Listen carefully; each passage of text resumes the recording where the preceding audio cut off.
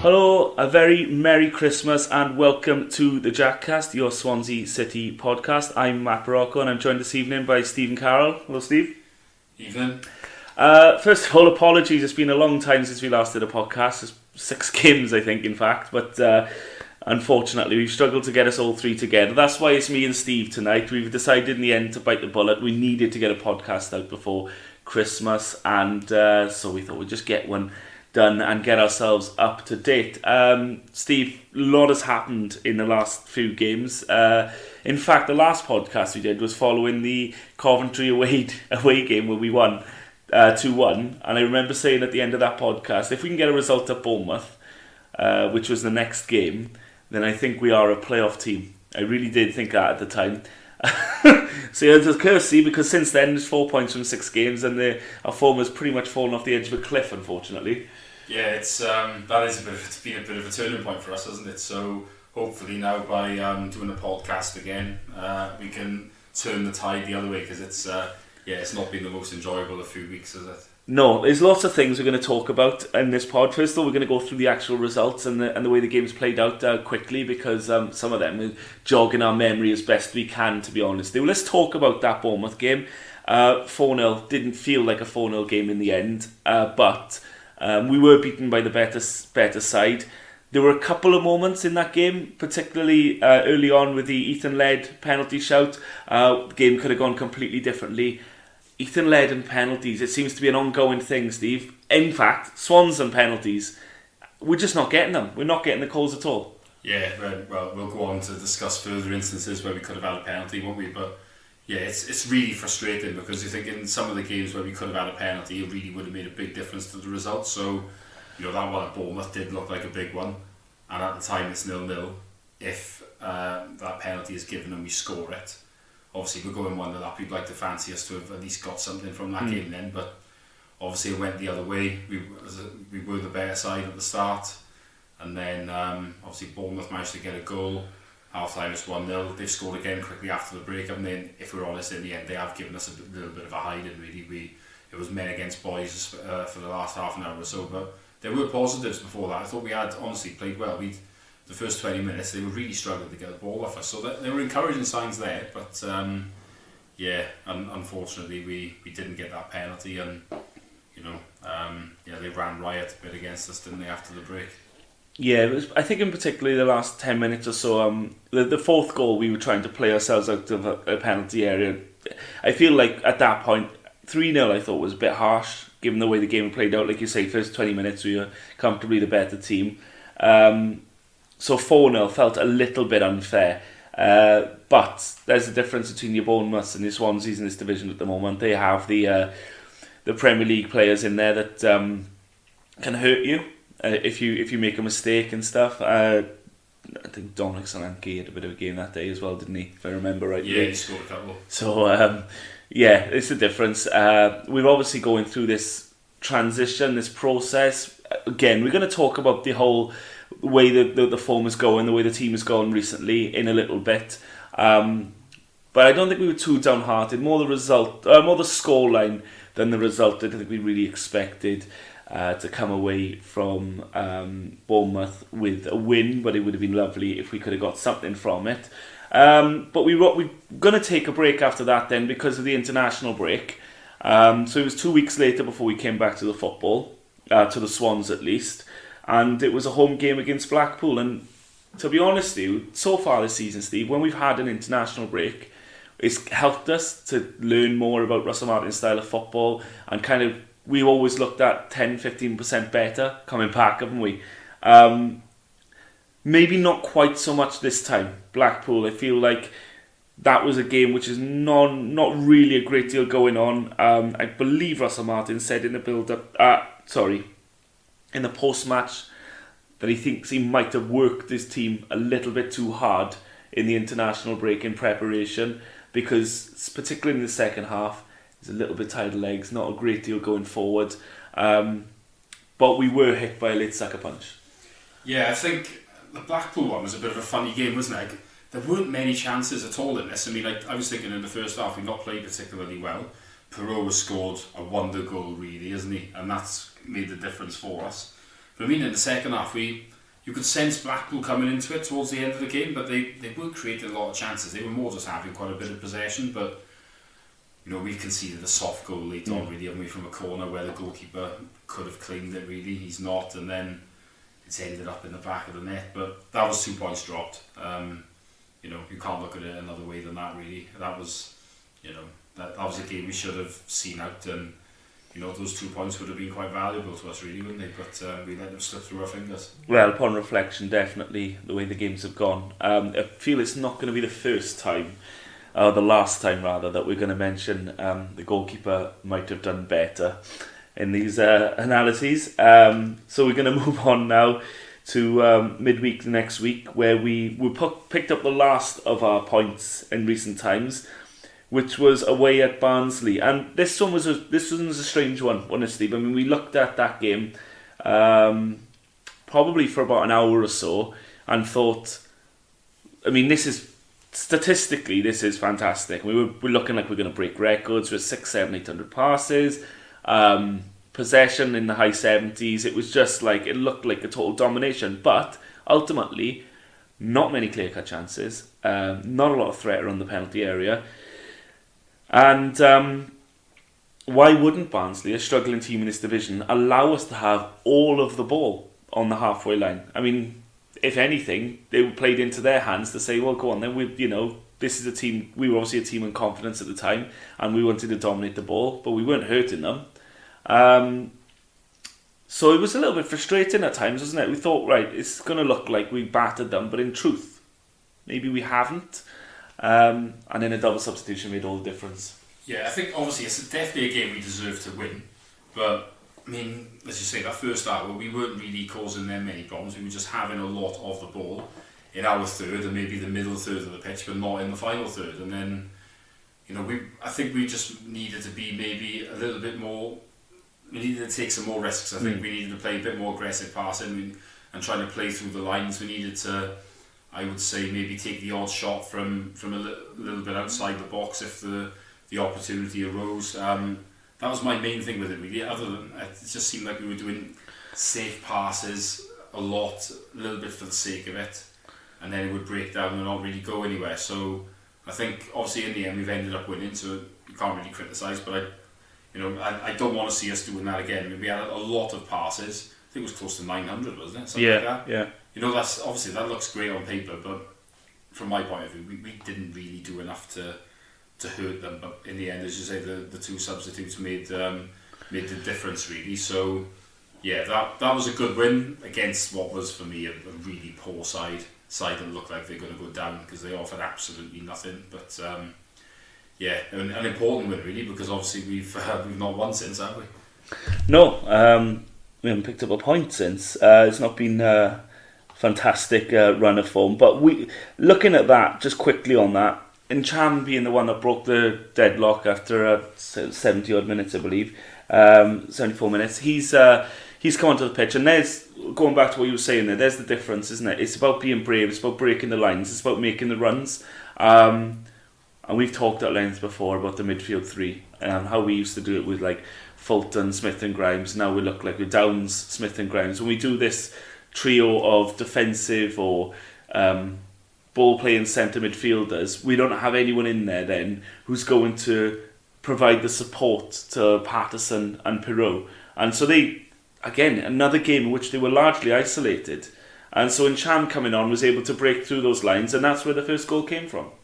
Yeah, I think that is a big problem that you've raised there, really. I mean, Smith, Grimes, Downs, no goals between them all season. Then, I'm not slagging any of them off as players. I mean, I think that they're all good players. Certainly, in the case, Downs and Grimes are very good players. Smith does a job for us, but they don't really have the attributes to play together. It is too cautious. Then we're massively reliant on Patterson and Pirot to do the job for us, and I think that is a problem. So. I can understand with Unchama the issue is really that his fitness means that he can't always play 3 games in a week, or he has to maybe sit one out, and he doesn't tend to play 90 minutes, does he? So that is a problem. I think we're going to have to look to address that going forward, I think, because we are a bit reliant on certain players and we need a little bit more depth in certain positions, and I do feel like we need that little bit more creativity from in midfield, really, because that will help us get more goals, because I think that's certainly been a weakness recently. Yeah, and I think that the Incham not being able to play 3 games in a week in a congested season, which we've been seeing the last couple of years, where is intense, isn't it? We're seeing so many games come thick and fast, and this division, anyone can beat anyone. So to have that rotation, to have the freshness of players, can be the difference between winning and losing. I guess if there was a game in this bunch, Steve, which frustrated me in just the way it played out most, it's the one we're about to talk about now, which is the Reading game, in which naive perhaps doesn't really cover it. If you're going to concede straight after scoring, that's a cardinal sin in football. But to do it twice in the same game is almost unforgivable. Throw into the mix a classic standard Andy Carroll goal, despite him, being one of his first games for his new club. It's absolutely nailed on that this was going to happen, really, isn't it? But naivety, defensively, poor decision making, some atrocious passing in the defensive third, and it feels like this was a massive opportunity lost to push ourselves up the table a little bit more. Oh, we definitely missed an opportunity here. I mean, I thought when we got that goal early on, really, that we'd end up going on to win fairly comfortably, to be honest with you. So obviously we've conceded pretty quickly from that. Andy Carroll, as you say, as soon as he signed for Reading, I'm thinking, I can't believe we played these in a couple of weeks. Here we go. And obviously he's managed to get a goal. And then, as you say, Manning's chipped in with a lovely volley to equalise, and I think it was Norton that's put a poor pass across the pitch, and obviously that's led to them getting the winner. So we contributed to our own downfall, didn't we? I do think we were a little bit unlucky in this game, because when you look at the winner, for example, it has hit the post and come back out to a Reading player. I mean, that could have gone elsewhere. But then we had a couple of goal scrambles, didn't we? Later on to try and get an equaliser, and the ball didn't really fall for us. So, I do think that it was a game of fine margins that could have gone the other way. But at the same time, we lost because we shot ourselves in the foot, didn't we? We defensively twice. Twice. Well, at least twice, maybe 3 times if you consider the winner. We have to look at ourselves and say that what we did wasn't good enough. So. Yeah, that was a frustrating one, but I think Reading will probably do a win over us. It's the first one since 2008, so the law of averages did suggest that had to happen at some point. Yeah, it did. I guess one of the takes from those few games was how we were scoring fantastic goals, but not necessarily creating a great deal of simple opportunities. And I think this is an ongoing concern. You could show a highlight reel of Joel Piro's goals this season, and they're up there with anything you're going to see in Europe, to be honest with you, in terms of the actual goals he's scored. 90% of them are phenomenal hits, and he's not really getting the tap-ins. Maybe the next game we're going to talk about was a chance where he could have got a couple of goals, easier goals, and sod's law, he doesn't actually put them away. And that was a trip to Riverside. Steve, for our sins, we were up there, and that was my one and only time of going up to Middlesbrough. Make no mistake about it. But this was going back to the concern about referees and officials and how we have not got the rub of the green at all this season on numerous occasions in this game. And throw in another bit of defensive naivety into the mix, and we come away with a 1-0 defeat. Let's start with the decisions that went against us in this one. Let's namely mention Piro being hauled down when through on goal by Saul Bamba, and Jamie Patson's penalty shout. Yeah, the Piro one didn't really get mentioned that much, did it? But it was a blatant foul, and it's outside the box, not a penalty, but that looked like a red card to me. So the fact that it isn't given is obviously typical. And then, like I said, the Patterson one, there was a bad touch from him initially. He's gone away from goal. He is looking for it, but he is brought down. So, from my point of view, it is a penalty. Maybe, he shouldn't go down as easily as, but it is a penalty. It's definitely not a free kick in the book in the other way, though. So, that was right in front of us, wasn't it? Yeah. And we were furious. Yeah, and rightly so. The thing is with it, I think I expected us not to get it, but when he blew the whistle, I thought there's only one thing he can do here, which is point to the penalty spot, because you could say, no, there's not enough in it for me, or he's gone looking for it. But one thing you cannot say, shadow of doubt, you can't say he dived, because there's video footage, and the ref, by the way, there's a camera angle which shows the ref's view on this. It's unforgivable. The ref is looking straight at. He's got a fantastic view, and you can see the keeper clean out Jamie Patterson's legs. I mean, whether he takes a bad touch before the ball breaks, I think in this instance is irrelevant, because the keeper still needs to get to the ball before him, and he doesn't. And Patterson goes down over his challenge. I thought once he blew his whistle there, he's got to be pointing to the spot. So yeah, quite angry when the yellow card came out for Patterson. And then they got the winner for Middlesbrough, which we're going to talk about an issue with our defending, because it has really, we've looked really lax in the last couple of weeks. This was all too easy, wasn't it? He just runs with the ball from wide, from pretty much just inside our half, and gets as far as 6 yards out before anyone's near him, and it's our goalkeeper, and he just prods it into the empty net. There's a lot to be learned from there, and a lot of work needs to be done on defensive positions as well, when we're being countered as well, Steve. Yeah, I think so. I mean, Rhys Williams obviously has taken a little bit of stick for his performances, and yeah, he's not done great. You can't really say that he has. He has come into the team sort of after not playing for a while, so I understand that maybe he'd be a bit rusty, but he hasn't looked like he's had the attributes really to be great for us. I mean, I was quite keen on Ryan Manning playing as a wing back, but since he's moved from there, the positioning often of Williams in that instance, Cabango wasn't great in a couple of the other games, I think, sort of shows maybe he does need to play there. What we really need to do is sign another wing back, or the Bidwell has to play for now. I think that seems to be a problem. We're just a little bit slow, I think, at times, and the positioning seems to be poor, because I think a lot of the defenders are either used to playing, like Manning for example, obviously he's sort of defending in areas he would as a full back, which is fine because of the formation we're playing, but some of the others, they're not used to it, because they're used to playing maybe in more of a flat back four type of thing. And, yeah.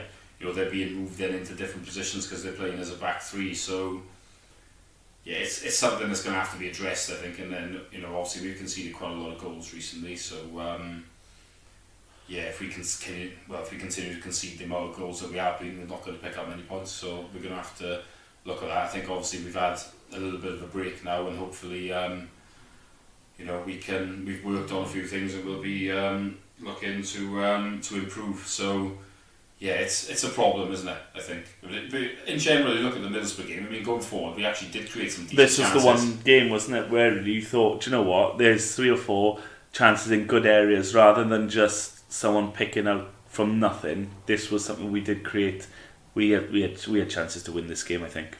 Well, we did definitely. I mean, there were numerous chances, really. I mean, in a lot of the other games, like we created more chances in this than Barnsley, didn't we? Oh yeah, I would say by far, even though the Barnsley game was one that we dominated. So I think it was more one of those days where the finishing did let us down, as opposed to our creativity, which is better than it has been, at least, but still very frustrating, isn't it?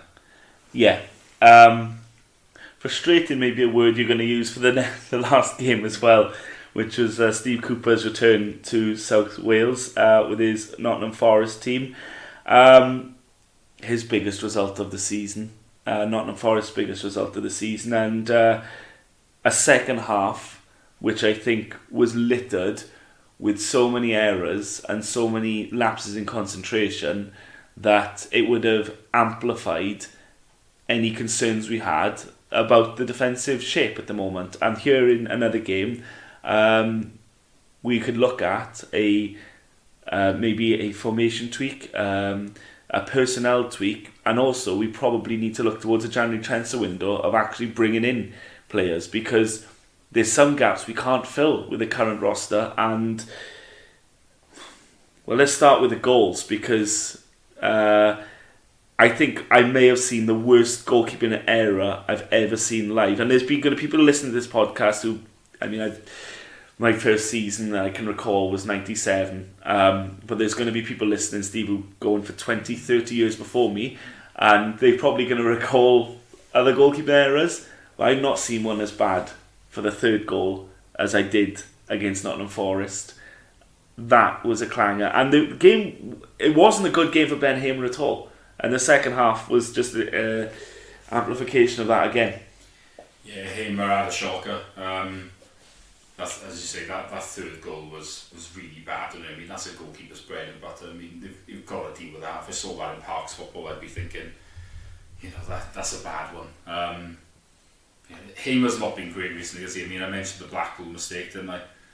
I think the Reading game, he was beaten on his near post. He was beaten his near post for the first goal against Forest. The fourth goal, he's got two hands to it and it's slipped through him. Not a great day at the office, is it? I mean, he's got to be under a little bit of pressure for his place, I would say. I mean, he started really well when he came into the team, but since then, not been great. I think it's understandable. We've been linked with a goalkeeper in the press, so yeah, not great from him. I mean, Cabango didn't look great for the second one. There was like a little through ball and he was too slow to read it and react, and then the ball's gone across the box. It's a simple tap in from Forest's point of view. It's a good goal, but the frustrating thing is you look at the other end again as well. Perot would usually score that chance when he's had more or less the open goal, and he's missed it. Again, if we end up 1-0 up at half time, it's a different game. So yeah, we sort of contributed to our own downfall again, really, didn't we? But obviously it's typical that a certain manager that I think is quite lucky in general, should we say, has benefited from it. 5 shots on target that game, 4 of them ended up in the back of the net.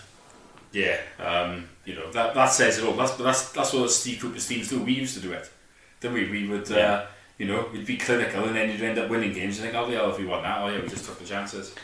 Yeah. So I think the Forest game for me encapsulates the issues we got at the moment, which, without trying to over dramatise this, is all over the park. Right. Let's go first of all what you mentioned there with Joel Piroux. He misses the open goal, but it's one of the very few chances we create by actually playing. So, I'm taking it back a little bit now. I look at the teams where we were playing the total football, and I look at the Rodgers and the Laudrups and the Martinezes, and what we used to do very well there was we were obviously very keen and very hot on possession. We used to move the ball left to right, drag the opposition left to right. But what that would allow us to do then is when we were dragging them around the pitch was to create the spaces for your more explosive players. In Rodgers' time, we're looking at the Scott Sinclairs and stuff. And then obviously later on, we're looking at the Nathan Dyers, etc. To get into the space, to hurt the opposition. Now I feel the movement left to right and the dragging the opposition apart only works if when the opportunity arises, you then play the brave ball. And that's something that we used to do. And I feel like we talked about one of the games we were just analysing, I forget which one it is now, about not taking the brave chances. Well, we talked about Barnsley when we actually won the game. 65 minutes of that game, we weren't playing brave football. We were just passing it around, keeping the ball, not really hurting Barnsley. And here's an example of one ball we played over the top for Ethan Laird. And he was going in, albeit on the wing, he was going in on goal. The defender knew he had to cut it out. He'd thrown his head at it. He's ended up deflecting it into the path of Piroux with an open goal. That is what happens when you move the opposition about and then go to hurt them. And this is why when we go sideways, it needs to be with a view. What do they call it? They call it possession with a purpose, don't they? They call it actually trying to create something at the end rather than just keep the ball. But it's all too rare, Steve, that we actually do that. And as a result, we don't really create the glut of chances that we should do for the ball we have. We should create loads of chances. We're getting 70% possession, we're getting 600 passes, but the chances, the good chances haven't been created. Piroux again in this game, another worldie out of nothing. I mean, if we were relying on worldies rather than, we're going to square this now 6 yards out for a tap-in because we've made the space. And I think it's an area of concern for Russell Martin. Yeah, I think so. I mean, if I'm honest about it, I'm not huge on the formation of wing-backs. I think it can restrict you at times. I mean, I know we're seeing a lot from the wing-backs going forward in terms of, quite often the back three are left a little bit exposed, and I think that's hurt us as well. But I think the best Swansea teams, from my point of view, have played this either 4-3-3 or 4-2-3-1, and I think that does lend itself better to the type of football that we want to play. Obviously, the manager's not going to change that, and he's got rid of all the wide players anyway, so that's not going to happen. But I do think at times that is the better way to go in terms of dominating games, really, and being a bit more creative. So, yeah, I think ideally I would rather we tried to play that way, but we're not going to do it. Let's be realistic. I mean, the manager's set his stall out. He wants to play with a 3-5-2 and with attacking wing backs, and yeah, I think at times it is a little bit restrictive. We definitely got to bring in a more creative midfield player to try and complement what we've got. And obviously, like I said, Perot is under a lot of pressure to keep scoring. There needs to be another option there, because obviously there's been various rumours about Obafemi, and when he has come on, he hasn't done a lot. So, I just think what we're seeing now is a little bit, we're lacking depth. We're not, we're relying on certain players. If they don't play well, or they've got a knock and they don't play, it's starting to show, I think. So, we need to manoeuvre things around a little bit, and obviously we've got a few players that can't get a look in, and that's what we need to change, really. Just try and maybe ship a couple out, bring a couple in January, and I think that would give us maybe a little bit of fresh impetus. So obviously we addressed there the creation of chances, which is something that has been few and far between. Maybe the 1-0 defeat of Borough was probably the only example where we created really good, continually created good chances, and probably should have come away from that game with something. But in general, it's that trio in midfield as well. I feel like Downs needs to play in front of the back four. I think he can run the game. For me, when Downs plays, he's a captain on the pitch. He plays like a captain. He's into every challenge. He's making his presence felt. He's all over the pitch. He covers every blade of grass. He's dripping in confidence. He's full of skill. He's doing everything you want your captain to do. He's leading by example. And then in front of him then, because you've got him covering that, he's marshalling the defence, he's protecting the back four, you need to have your bravery in midfield then. You need to have those, whoever's going to play in that centre midfield role, trying to break the lines. It can't be receive the ball, turn and pass it. It needs to be, let's try and drive with the ball. Let's try and make the opposition retreat back into their own half. And the only player we've really got to do that from the midfield starting spot at the moment is Ncham. And he does it regularly, but of course we talked about Ncham and his amount of minutes we can really give him. Can we play him every minute of every game? No. That's going to be an ongoing issue, I think. But so that's covering the top end of the pitch. We talk about bravery, we talk about chance creation. Steve, at the other end of the pitch, maybe even more alarming, is our defensive shape, which is continually gifting the opposition incredible opportunities to score. We look at goals we've conceded recently, and probably the best example of this is Borough away, where the winger gets the ball just inside our half and is not challenged at all at any point before he puts the ball in the net. And for me, you touched upon it for a little bit earlier on in the podcast about Manning moving out of the left centre-back role, and I feel like it's key. I feel like I'm not going to sit here and profess to be Jake Bidwell's biggest fan, but I feel like since he's dropped out of the team and Manning's gone left wing, we're missing Manning in the back three. If we are to carry on playing this formation, Manning needs to go back in there, because when that ball goes over the top on a counter-attack, bear in mind I did this in the pub on Saturday night. I was drunk and we were doing it with Jaeger bombs, and it looked great then. I can't do it visually on a podcast, but when the ball comes over the top out wide, Manning as a left back, naturally his instinct is to go to meet the winger. He will drift out wide and meet the threat. Whereas Rhys Williams, well, you can all see, he turns around. Cabango's the same. Ryan Bennett, to an extent, is the same. Issue with those two, by the way, as well, is a big lack of pace to catch anyone. But their instinct is going to be to turn around and run towards their goal. They're centre-halves. That's what they'll do. Rhys Williams, again, turn around, run towards his own goal, defend his 6-yard box. What happens then is the winger, and we're seeing this on a weekly basis now, by the way, the winger isn't challenged because Manning is up the pitch, Laird is up the pitch the other side, and there's no one in the defence, the back three then, who's going to attract, who's going to go and attach himself to the winger. They're just going to run back. And so what happens then is they keep coming in, Middlesbrough just goes and scores himself. But in other games, even early in the Forest game, they create the chance where they fizzed it across the face of goal because the winger wasn't challenged. He was able to run right up the pitch, right to the edge of our box.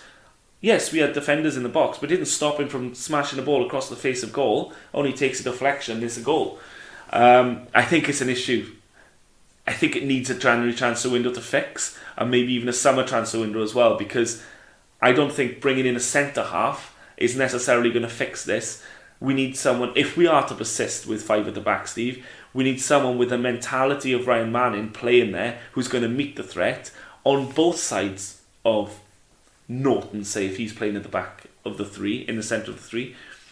And we also need someone who's going to be decent enough on the wing, because we all think that perhaps Bidwell isn't quite up to the standard we need on that side either. So there's big problems, at the back. I think there's big question marks to be had, isn't there, about where we're going to fix this defensive issue we've got at the moment. Yeah, it is a tough one, as you say. I mean, it does feel like in some ways it needs a bit of a rebuild, because, it's a few of those defenders are just being found out and they're being exposed. I think we need a bit more pace at the back as well. Sometimes we can be high up and we can get caught, and I think we said before that the lack of pace in this team is a little bit concerning, really. We got Laird, who's quick. Obafemi is quick, but obviously he doesn't really play and he's up front anyway, so it doesn't matter. But we've got to. I think we have got to make some changes. Like I said, Manning really does need to be in that back 3. I think that's what we have seen. So, I can't say Bidwell is one of my favourites. I think that ideally he needs to be on the bench and we need another left wing back, but getting one would be tricky, I think. Norton has done well, to be fair, and then are we going to play with him and Bennett together long term? And as the other two, I'm not so sure, to be honest. Like, Cabango is more of your old school centre half. He's not the quickest. He's good in the challenge. He's good in the air. Maybe that doesn't suit us overall, but obviously we can't change everybody, so it's a difficult one. Sometimes you need to work with what you've got and try and improve them, and I think obviously that probably will happen over a period of time, but at the same time I think you do need sometimes specialist players if you want to play in the way that we do, and some of the players they are falling a little bit short on it, and obviously it's costing us points. So we're looking at numerous signings needed, but I want to take you back to your other point. And when you look at the most successful Swansea teams over the last 15 years or so, the formation you mentioned a little bit earlier on. Now, for me, it's something worth considering. It is, because we're talking about Manning or Bidwell playing on that left wing spot and the other one playing in the back. Well, in a 4 at the back, 2-3-1, they could both play. Manning could play as the high left-sided player. Bidwell would then sit as the left back. And I think Bidwell, he lacks pace and whatnot, but I think he could play in that position. We would then just need to get someone to play right back. We know players can cover there. I guess the loss of Connor Roberts really hampers us here in the summer, because that would have been a fantastic opportunity to see him and Laird. But having the two, you've got the overlap, and then you've got the extra player on the wing, and also it allows then your centre backs to be centre backs. We're asking Cabango and Bennett at the moment to play left centre back and right centre back and cover that whole side of the pitch. I don't think they're mobile enough. I don't think those two are mobile enough to cover the whole right and whole left hand side of the pitch, while Manning and Laird are attacking the other end. That is the issue, isn't it? Look, longer term, this was always going to take time. I mean, I don't think, from my point of view anyway, I always felt that this would take 3 transfer windows, so we're looking at next summer really until we really can benefit it. So, yeah, look, it's difficult, isn't it? We've got to sort of manage as best we can, but at the same time, can we bring a couple in?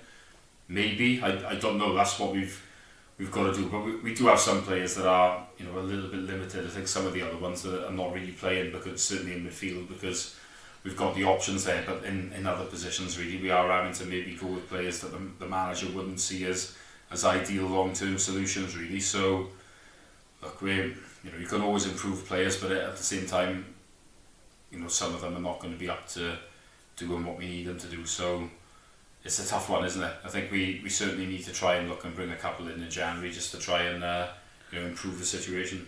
Yeah, I personally think the formation was a fantastic one for Cooper and the way he wanted to play the game.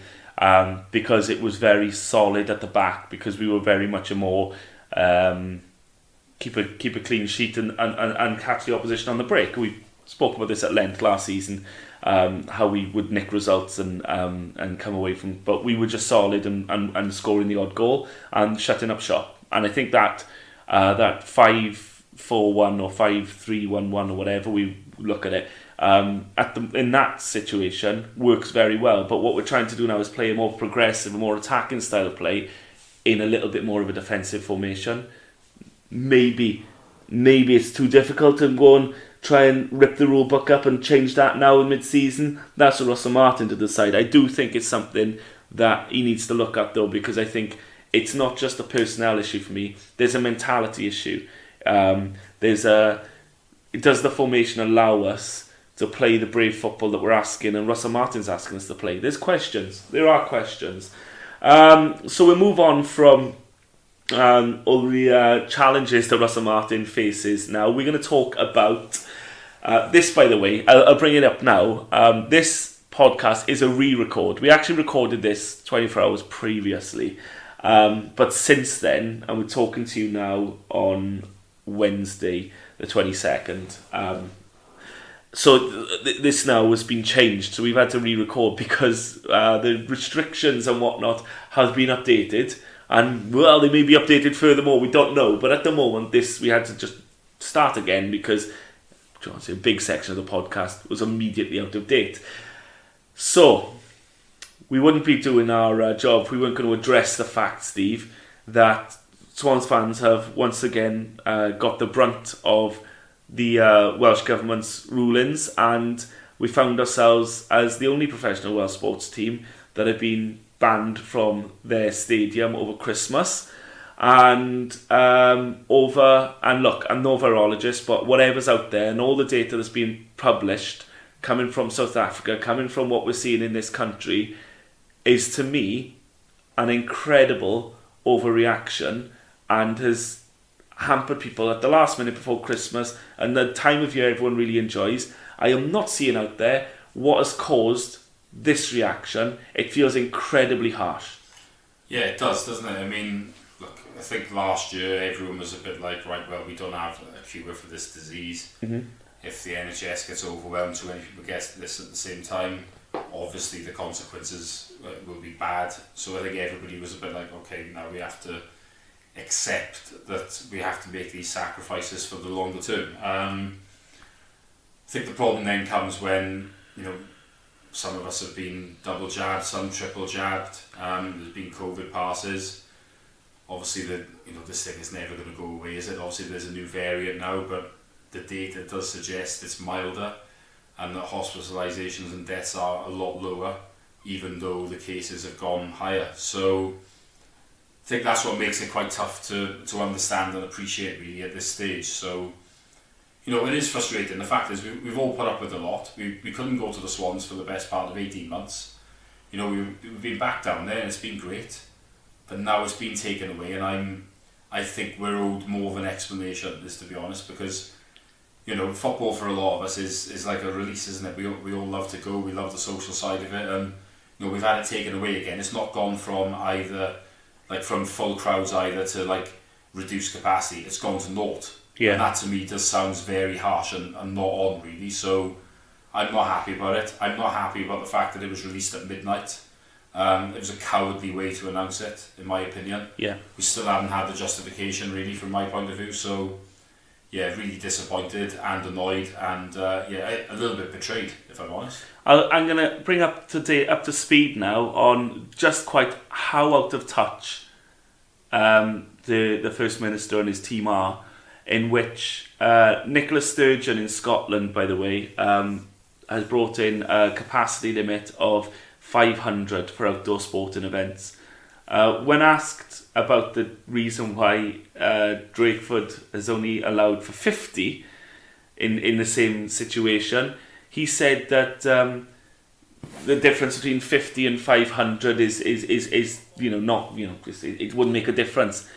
80% of the sporting events that will be happening over the next few weeks in Wales will have a capacity and an attendance of less than 500. Look at grassroots. Look at amateur level, look at semi-pro. These are getting crowds of local die-hard supporters, whatever, who turn up every week in open-air stadiums, a lot of them without roofs, a lot of them just standing on the side of a pitch. And he's saying it doesn't matter. Because this is how out of touch things are, where he doesn't realise, he only sees, Welsh rugby, he sees, internationals. He doesn't see everything that's going on. I think it's incredibly short-sighted to say the difference between 50 and 500 is not worth talking about, because that is a massive difference for, like I say, about 80% of the sporting associations in Wales. Yeah, I don't get that one. I mean, he's picked on grassroots sport, I think, from day one, and hasn't really allowed much of a crowd until really this season. I mean, a lot of other places were having crowds when they last season, and he was having none of it, even when a lot of people were vaccinated and the weather picked up towards the end of last season. So, yeah, look, it just seems a little bit like Drakeford has got it in for certain industries, and unfortunately for us, it's industries that we seem to enjoy. It's like he's trying to take away sort of pleasures in life, isn't it? Whereas his dream is probably just to sit at home and read a book in a rocking chair. So, I think it's just really frustrating. He's built up a lot of goodwill. He has put things first, like done a better job than a certain moron in Westminster. But this time, I'm not happy about it. And no, I think a lot of people feel like this is a little bit like the straw that's broken the camel's back. They will have lost a lot of goodwill over this. There's been a massive backlash on social media over the restrictions. Look, we've all lost or know someone. If we haven't lost directly, we lost people to flu and winter diseases. They're not going to get rid of it. It's there. People who are vulnerable are going to have to protect themselves more. We were given a first jab, and then we were told we needed a second, and then we were told we needed a booster, all with the idea of getting back to a sense of normality. And yet at the first opportunity, where hospitals are, by the way, not in any way compromised at this stage from what the data is showing us, the first opportunity is shut it all down. And Steve, I hate to tell you, but if you've had 3 jabs and you've been wearing a mask and you've been social distancing and you've not been seeing your vulnerable loved ones, etc., etc., etc., etc., as they told us to for the last 2 years, and Joe Bloggs across the street has done none of the sort. He's not even jabbed once. He's not worn a mask, whatever. It doesn't matter now, because you downloading the COVID pass and putting your data online to prove that you've had X, Y, and Z jabs and etc. doesn't matter, because you're being treated exactly the same way as someone who hasn't done any of these things, and this is directly against everything that they promised. They promised that if you had these jabs, you'd get your freedom. You'd been able to come back and go to these events, and what's turned out to be the case is it's a load of bollocks, and you're being treated exactly as if someone who'd done nothing now, because you can't go to these things, you can't go to these sporting events which you're protected from, and you've had your jabs, you've done everything you can. I just think it's really unfair. Well, yeah, I think we all feel like that, don't we? So I'm sure a lot of people listening to this will feel the same way, and what else can we say? But it's gutted, isn't it? And like the other thing is now, when is this going to end again? Because when are we going to be allowed back in? When we're allowed back in, is it going to be with full crowds? Probably not. So that means we could be looking at a long way off full crowds again. And do you know what? I think everyone's just had a bit of a guts full now. This thing is never ever going away. No. Unfortunately, I'd like it to, but it won't. So, we can't just put things off forever. I mean, I want to be down the Swans. I think like most people do. We want to be doing other things, and I think there's only so much you can ask of people at the end of the day, and it doesn't help, does it, when, shall we say, certain cheese and wine parties don't seem to get investigated, but the rest of us, can't do certain things, even though we're jabbed and in general have obeyed the rules. Yeah.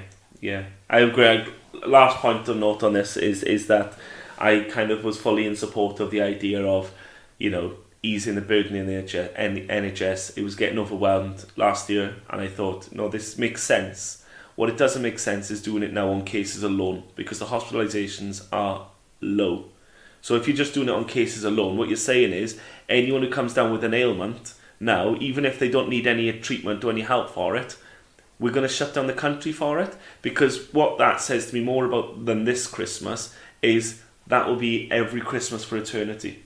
Because there's not going to be not any Christmas coming forward now where we're not going to have an outbreak of the flu, of the cold, of a variant of COVID, but the idea was always to keep the NHS safe, to protect it from being overwhelmed. And this time we've acted on something completely different, which I think is moving the goalposts. But I've had my rant. Steve's had his say as well. We're going to move on now and talk about the January transfer window. We'll be talking about this probably every podcast now for the next month or so. But let's start it off with the early rumours, Steve. We talked about Ben Hamer. He's one that's been linked with for quite a while, being replaced. It's an MK Dons goalkeeper we've been linked with. In fact, there's an MK Dons keeper and a centre-half that we've been linked with. A double swoop of sorts at around about 3 or 4 million, I think, was the numbers being bandied about. That's something that clearly... There must be something there with that, because that rumour hasn't gone away for quite some time now. Obviously, MK Dons, Russell Martin's former club. I see some legs in that one happening in January or in the summer, if not. Yeah, I think the problem is now, obviously, I don't want to keep going back to the fact there's no crowds, but obviously that's going to hurt the club, isn't it? I mean, we're going to have to potentially dish out refunds. You're not going to be able to sell hospitality packages, etc., food and drink. And we don't know how long that's going to go on for. It does put things more up in the air. It's going to make it trickier for us to do deals because we don't know what the finances are like. And if we're honest, saying it's a loan for the rest of the season, why would you want to come to Swansea, who don't have crowds, as opposed to going to a club that does have crowds? Because we don't know how long it's going to last. And also, the clubs made themselves go, well, what if they go to Swansea? They'll be like playing under 23s football because there's no crowd, and there's no crowd under 23s football. So I do think it's going to make things trickier for us now. I don't know what we're going to do. From my point of view, we have heard that we have to sell to buy, which I'm not surprised about at all. So arguably we should start by talking about who might go. But I think Jay Fulton's an obvious one that might go. Jan Dander the same, neither getting a look in. Liam Walsh is not getting a look in, is he? No. So I don't know if he'd go permanently, but will he go on loan? Maybe. I mean, we do then. If we do send the 3 of them out, then that is going to give us a little bit. At the moment, we're well stocked, but it would leave us with a little bit of weakness then in the centre. I would personally say Dander and Fulton. Fulton will get us a few quid. Dander perhaps just to get him off the books, and maybe Liam Walsh just be the centre midfielder on the bench then, because we would probably be looking a little bit light. But when we look at the likes of Dan Williams, who showed great promise in the pre-season games he played, is he going to maybe have a little bit more of a prominent feature going forward? You'd like to hope that we'd still be looking to bring players into the fold who are young and local, and there's a time and a place, of course. But mentioning people who might attract some interest, one that was brought to the attention last week, Steve, was Joel Pirro, a top goal scorer, of course. He's been linked with Leicester. We when we talked about this last night, we didn't necessarily agree on the figure. Now, 10 million has been bandied about. I think that's about 5 or 6 million shy, for a couple of reasons. First of all, he's simply worth way more than £10 million as a 21-year-old striker who's taken the league by storm, and he's scored. He's not just finishing off team moves. Well, to be honest with you, he is not finishing off team moves. He's scoring out of nothing. So imagine what he could do if he was given the chances regularly. He is a huge talent. I think he's under contract. He's got a 3-year deal, I think. I don't think there's any need to sell him now. And secondly, we've got no one to replace him. And anyone we brought in to replace him would be a risk against the sure thing. It would be a risk to bring someone in. Obafemi hasn't done it. He's looked lazy when he's been on the pitch. We've talked about attitude problems with him, professionalism issues. Russell Martin's even spoken about that. The other option, Liam Cullen. Youngster, he should have gone out on loan a year ago. He didn't. His career's been hampered by it. He desperately needs to go out and play in League 2 or League 1 30 plus games a season now to get the game time. So to release Pirro, for now, for me, it would need to be an eye-watering sum to make us think, well, do you know what? Yes, we're going to lose a massive talent. Yes, this player is going to only increase in value for the next 5 or 6 years, but for this money, we can't turn it down. And for me, that figure currently stands at 15, 16 million.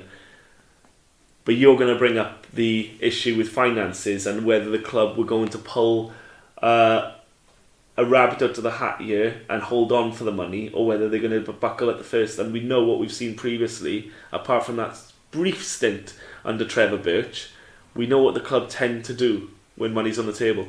Yeah, from my point of view, if there's an offer of 10 million, I don't think it's getting turned down, if I'm brutally honest. I mean, we've caved in the past, as you said. We don't know what the finances of the club are like. What was he, $1 million? To get 10 times the value in 6 months, they'll tell you it's good business, and arguably it sort of is, but obviously that wouldn't be great with it from our point of view. It would be nice to at least hang on to him for the season. So, you know, I think in the old climate he was worth more than that. I mean, you look at it, a couple of years ago, McBurney went for 20 million. We're not in the same world anymore post-COVID. It's different. The Connor Roberts deal, for example, was pretty abysmal, and we ended up taking it. The Roden deal before that was not good. I mean, we've even seen today that we're still waiting on over 5 million of that, and we've taken out a loan against the money. So, you know, realistically, I don't think they're turning down 10 million. That's all I'm saying. I don't think I agree with it, but I don't think they're turning it down. Yeah, the only thing I would say to that is if we kept him till the summer, he'd be worth more. He would constantly be worth more. So this is like the whole Dan James to Leeds thing for me. When the Americans wanted to sell him in the January transfer window for £1 million, and Hugh Jenkins pulled the plug in the last minute, and they end up making 18 million, was it, off him at the end of the season? Yeah, about 15 million with the add-ons and whatnot. So he's an example there of why you have to... I get that you need to keep the balance in the books, but at the same time, you also need to have a bit of football sense about you, and a bit of nous, and know the market. And, you know, if you meant sacrificing a signing in January to keep Pirro, then I think make prudent sense financially for us to do so. But I don't want to second guess this club when it comes to selling players, because, like I say, it's a very brief moment under Trevor Birch where we seem to get value, but apart from that, since relegation, it has been one big fire sale, and it's depressing to watch years of academy building and not a few, more than a few quid spent on it as well, to watch all those players then be shipped off on the cheap and whatnot. And Joe Pirro was an inspired signing in the summer. I hope we're able to keep hold of him. Another player that's been mentioned, Steve, is a player on loan from Brighton, Mark Leonard. Again, this might add into the fact that we're talking about midfield, and if we are going to lose the likes of Fulton and Dander, then maybe this one comes in to just add the reinforcements where they would leave gaps. Yeah, I think so. That's what we've got to be looking at, really, isn't it? If players go in some situations, we need to plug the gaps. I mean, but we need to focus, I think, mainly, don't we, on the areas where we're short of, like, the quality, don't we? I mean, that attacking midfield area is definitely one, isn't it, as I've already said. And then, whether we look to bring in the left wing back, so then Manning is considered to be that, that left of the three centre backs. So I think that's how we've got to look at it, really, isn't it? I mean, we definitely need, if a few players from a certain position go, we'll have to cover them. But first and foremost, we need starters, really, that are going to go into the team in the weak areas that we've got. Yeah, we'll keep touching up on this as rumours come out, and we're sure they'll start accelerating once we know a bit more about what's happening, especially with the COVID situation and where the club is at financially. Russell Martin did speak today about the difficulties that he's going to face now with the club having to play behind closed doors. Again, need I remind you that Newport and Cardiff's home games have already been called off. So it's only Swansea who are being forced to play behind closed doors. That will be on the 29th of December against Luton as it stands. That situation is fluid. We've had 2 confirmed cases of COVID in the Swans camp at the moment, both fully vaccinated players. We'll see how that situation develops at the moment. As for the Jackass, we're looking to come back in the new year, which means, Steve, we've got a few games to look ahead to. Starting on Boxing Day, Millwall away. It's very difficult to analyse and predict at this stage, because there's been a bit of a gap now with the QPR game being called off, to know what Swansea's going to turn up. It almost feels like we've had a little bit of an international break again, whereby he's going to have worked a lot on the training ground. If we have the same Swansea we had over the last 6 games, then it's going to be a difficult afternoon against a full house.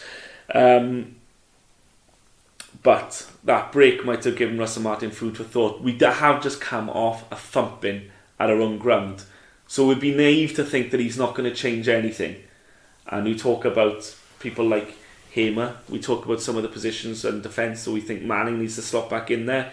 This one have gone unnoticed to Russell Martin, whether we can analyse the goals we've conceded lately. So we might see some changes. But nonetheless, it makes it really difficult to look ahead to a fixture and predict how it's going to go. Yeah, it does. I mean, who honestly knows? I do feel at the moment almost a bit like we're starting from scratch a little bit. We haven't played for a while. I mean, Millwall have had COVID cases. It's been seen today that we've got 2, haven't we? Yeah. But they should be clear by Luton, so which is a good thing. Obviously, we wish both play as well. But it's hard to do any sort of predictions, I think, for the next 3 games or so. I think, how are we going to adapt behind closed doors, for example? Again, a lot of the players are used to it, but the team's quite actually different, isn't it, from last season? So yeah, it's a difficult one. I mean, how we do, I don't know. I just hope we get some points to keep us ticking over. We've slid, it's fair to say, on the recent slump. We've slid down to 16th now. Millwall are 12th. In different form themselves. They've won 1 up to the last 5, with 5 points in that time. But they're on 30, we're on 27 points as it stands. So, I mean, the tables are tight. Of course it's going to be tight. I think, to be honest with you, Steve, when we look ahead to Millwall and then Luton, because the new year brings a game against Fulham, which, again, is going to be a very difficult game, regardless of Fulham's form, which we'll touch on in a little bit. I think one of these games, Millwall or Luton, we need to win. Yeah, I think that's fair. We do need to win. I mean, it's going to be difficult, isn't it, to beat Fulham. So even though they're on a little bit of a slump, I mean, they've got good players, haven't they? So yeah, if we don't get a win in these next 3, I mean, a lot can happen in that time. But we're looking at 1 win in 9. Then it's not great. 16th in the league isn't awful, but we don't want to be sinking any lower than that, really, do we? And then so if you want to run like that, there's always that pressure, that negative comments and everything like that. Yeah, we just don't need it, do we? So if we can just pick up about 4 points from those next 3 games, I think that would be good. It won't shoot us up the table, but it will keep us ticking over. This time of year is always, it's notorious for, if you have a good spell, you can really jump up places. If you have a bad one, you can drop, and obviously you can do that in less than a week, really, can't you? Because you often play 3 games in such quick succession. So it is a big period for it. If you're on a bad run, I think. You definitely don't want that to carry on right now, because if it does, then I don't think we've got a nice little gap to the bottom 3, but at the same time we don't want to be going close to it. I think the bottom 3 this season, I think we're going to be okay on the fact that we've had deductions in the league. Teams have been hampered by all sorts of off-field goings on. If anything, we were talking a few weeks ago about how jammy Cardiff are, because they're having an absolute stinker of a season and going through managers, and they'll survive on virtue of other teams getting points deductions. So I feel like, in a sense of our situation, we'll be fine. We'll be fine from that side of the table. But yeah, 4 points in the next 3 games. Look, the table's split up into 3 for me. There's the bottom 5. Where you're looking, there's a few points separating, like 19th and 22nd, where you'd look at Peterborough, Peterborough closest again out to the bottom 3, but they're still in there, but they're well within the shout of coming out. You've got the top, what we're looking at here, top 4 teams, which have had a little bit of a breakaway there, because Fulham and Bournemouth have dropped off so heavily in the last few weeks. Blackburn and West Brom in 3rd and 4th have climbed right up onto their tails. But those 4, again, 6 points off 5th place then, so there's a gap. And then there's a whole 13 teams or something in between, 13, 14 teams that are within 6 or 7 points of each other then. In terms of climbing and dropping the table, it only takes a little bit of a dip like us that we've had, where we were talking last podcast about being a playoff team, now we're talking about we're going to be safe. That's how big a difference that those fixtures can make, isn't it? And similarly, an upturn in form around this time of year can see us climb back into the top half. Yeah, exactly. That's what I mean. I mean, we are so close, aren't we, in that middle of the table? So it really can just turn really quickly, and it can turn unexpectedly at times as well. I mean, there's been loads of occasions previously where we've fancied ourselves that we've got a good run and the opposite's happened, and then, you know, I remember in the Prem a few times where we'd see a really daunting run of fixtures and think, we're crap, how are we getting points? And then we'd pull a couple of rabbits up there and think, oh, the hell have we pulled that off? So football's a funny game, and it's hard to predict, and this division especially has always been notoriously, you know, difficult to call, isn't it? So, you know, we'll see what happens, but we could do with a win, couldn't we, at least? We could. So obviously after Millwall is Luton. This is absolutely one of the ones we need to be targeting. They're 14th. They're only a couple of places above us. Of course, they brought the memorable 3-3 draw earlier in the season. They have defensive, you know, issues themselves in terms of the way they like to play football as well. But no, from Swan's point of view, that of the 3 games, there's the opportunity to get the win. So fingers crossed that we can pick up a couple of results between Millwall and Luton. It's an odd one with Fulham in the new year, Steve, isn't it? Because, like I say, their form has dropped off the side of a cliff themselves, but at the same time, they're Fulham, and they'll still have Mitrovic playing up front, and he will still score against us. Yeah, that's what it feels like, doesn't it, with Mitrovic? So, yeah, I mean, the fact is when you've got to play like that at that level, then, you know, if you create chances, there's going to be a lot of goals. So, yeah, Fulham are a good side. You know, they've had that little slump, but I think it'd be a surprise, wouldn't it, if they weren't in the top 2 at the end of the season. I think most people would expect them to go up. So it's a difficult game, probably not a bad one to sort of get out of the way. We would have played them twice then as well. So we'll see. It'll be a tough game. Anything would be a bonus against them, wouldn't it? Absolutely. So I'm going to come to that time of the podcast now, Steve. I'm going to ask you for score predictions. Starting off with Millwall on Boxing Day. I'm going to go 1-1, which I know is my standard one. But yeah, I'm going to go Millwall. 1-1, sorry, not Millwall. And I'm going to say that we're going to win that one 1-0. Luton on the 29th. I'm going to say 1-0 on that. I think that's the one we'll win. Okay. Wouldn't it be typical of us to beat Millwall and not win against Luton? That would be us, wouldn't it? I'll go 1-0 against Luton. I'm going to reverse it and say we're going to end up dropping points. No thanks to Drakeford and making us play behind closed doors, and Fulham then in the new year, Steve. And this one is probably going to be the one you're going to predict a defeat, right? Yeah, I would have thought so. I'm going to say 2-1 to Fulham. They've scored 51 goals this season to our 26, so they're 1 goal off doubling our goal tally, which says it all. And also we've conceded 12 more than them. Just to contextualise that for you, our goal difference is -5 and Fulham's is +32. Slight difference, eh? A little bit of a difference, a 37 goal swing. So yeah, anything you get from this game would be a bonus. I'm going to put us down for a 2-0 defeat.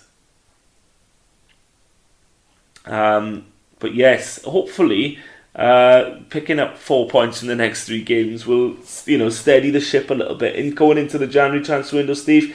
Something to look forward to in terms of incomings and outgoings and what that means to the club we're about to see. Look, let's end the podcast on a positive, optimistic viewpoint and say that this recent slump in form is Russell Martin highlighting the areas of concern to the owners in advance of the January transfer window. Because if you look at his MK Dons team, they picked up after Christmas in a big way.